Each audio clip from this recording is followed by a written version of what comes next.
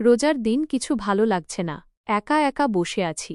নাতিকে ফোন দিয়ে বলেছিলাম একটু আসতো, কথাবার্তা বলতাম, একটু ভালো লাগতো। কেন যে দেরি করছে বুঝতে পারছি না। কে? দরজা খোলা আছে, ভিতরে চলে আসেন। ও, আপনি আসছো? এত দেরি করলে কেন? দাদু, এত ইমার্জেন্সি ডাকলেন কেন? রোজার দিন কিছু ভালো লাগছে না, তাই তোমাকে ফোন দিয়েছি। বসো, কথাবার্তা বলে সময় পার করি। আমারও অনেক কথা আছে।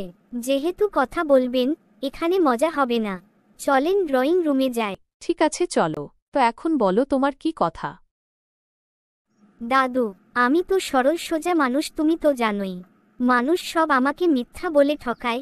এখন তুমি বলে দাও, মিথ্যাবাদীকে কিভাবে সহজেই চিনতে পারবো? বা মিথ্যাবাদীকে চেনার সহজ উপায় কি? আপনি কি একজন সৎ মানুষ? কিভাবে মিথ্যাবাদীকে চিনবেন বুঝতে পারছেন না? তাহলে ধৈর্য সহকারে এই ভিডিওটি দেখুন। সহজেই মিথ্যাবাদীকে চিনতে পারবেন। মিথ্যা এমন একটি জটিল বিষয় যা আমাদের সামাজিক জীবনে গভীরভাবে জড়িয়ে আছে। আপাত দৃষ্টিতে নিরীহ মনে হলেও এর প্রভাব সুদূরপ্রসারী। নিচে মিথ্যা সম্পর্কিত বিভিন্ন দিক বিস্তারিতভাবে আলোচনা করা হল। ১. সামাজিক প্রেক্ষাপটে মিথ্যা। সামাজিক আঠা। অনেক সময় সামাজিক সম্পর্ক বজায় রাখতে, শান্তি ও সৌজন্য রক্ষার জন্য আমরা মিথ্যা বলি। যেমন, কারো নতুন পোশাক পছন্দ না হলেও আমরা প্রশংসা করি যাতে সে দুঃখ না পায়।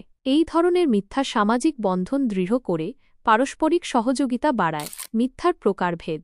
সাদা মিথ্যা, ছোটখাটো মিথ্যা যা কারো ক্ষতি করে না। গুরুতর মিথ্যা, বড় মিথ্যা যা কারো ক্ষতি করে বা প্রতারণার উদ্দেশ্যে বলা হয়। আত্মরক্ষামূলক মিথ্যা, নিজের দোষ ঢাকতে বা বিপদ এড়াতে বলা মিথ্যা। মিথ্যার প্রভাব। বিশ্বাস নষ্ট করে। বারবার মিথ্যা বললে মানুষের বিশ্বাস ভেঙে যায়। সম্পর্ক নষ্ট করে। ঘনিষ্ঠ সম্পর্কে মিথ্যা ধরা পড়লে দূরত্ব তৈরি হয়। মানসিক চাপ বাড়ায়। মিথ্যা বলার পর অপরাধবোধ ও দুশ্চিন্তা হতে পারে। ২. মিথ্যা ধরার কৌশল। শারীরিক ভাষা। চোখের নড়াচড়া। মিথ্যা বলার সময় অনেকে চোখ এড়াতে চায় বা চোখের পাতা দ্রুত নড়াচড়া করে। অস্থিরতা। হাত পা নাড়াচাড়া করা, মুখ বা নাক স্পর্শ করা, ঘামতে থাকা। শারীরিক ভঙ্গি। শরীর গুটিয়ে রাখা, স্বাভাবিকের চেয়ে কম নড়াচড়া করা। কথাবার্তা। অতিরিক্ত তথ্য।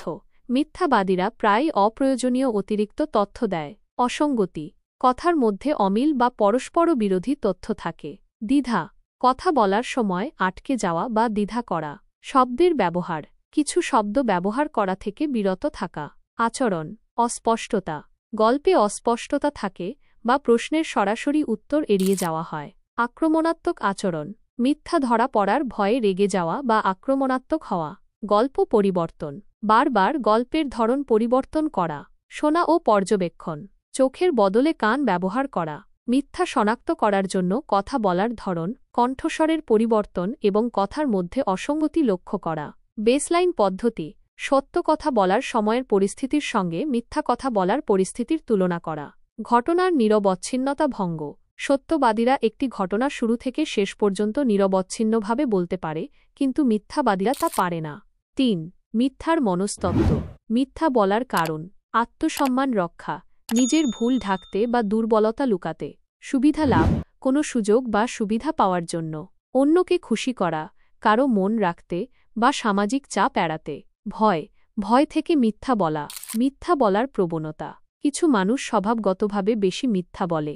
পরিস্থিতি ও পরিবেশের কারণেও মিথ্যা বলার প্রবণতা বাড়তে পারে। ৪. মিথ্যা ও নৈতিকতা। মিথ্যার নৈতিক দিক। মিথ্যা বলা সাধারণত অনৈতিক হিসেবে বিবেচিত হয়। তবে কিছু ক্ষেত্রে, যেমন জীবন বাঁচাতে, মিথ্যা বলা সমর্থনযোগ্য হতে পারে। সত্যবাদিতার গুরুত্ব। সত্যবাদিতা বিশ্বাস ও সৎ সম্পর্কের ভিত্তি। সত্যবাদী হলে মানুষ সম্মান করে এবং বিশ্বাস করে। ৫. প্রযুক্তি ও মিথ্যা। ডিজিটাল যুগে মিথ্যা। সোশ্যাল মিডিয়া ও অনলাইনে মিথ্যা তথ্য ছড়ানো সহজ। ডিপফেক প্রযুক্তির মাধ্যমে মিথ্যা ভিডিও ও অডিও তৈরি করা যায়। মিথ্যা শনাক্তকরণ প্রযুক্তি। আর্টিফিশিয়াল ইন্টেলিজেন্স এআই ব্যবহার করে মিথ্যা শনাক্ত করার চেষ্টা চলছে। তবে এই প্রযুক্তি এখনও পুরোপুরি নির্ভরযোগ্য নয়। মূল বার্তা। মিথ্যা আমাদের সামাজিক জীবনের অবিচ্ছেদ্য অংশ।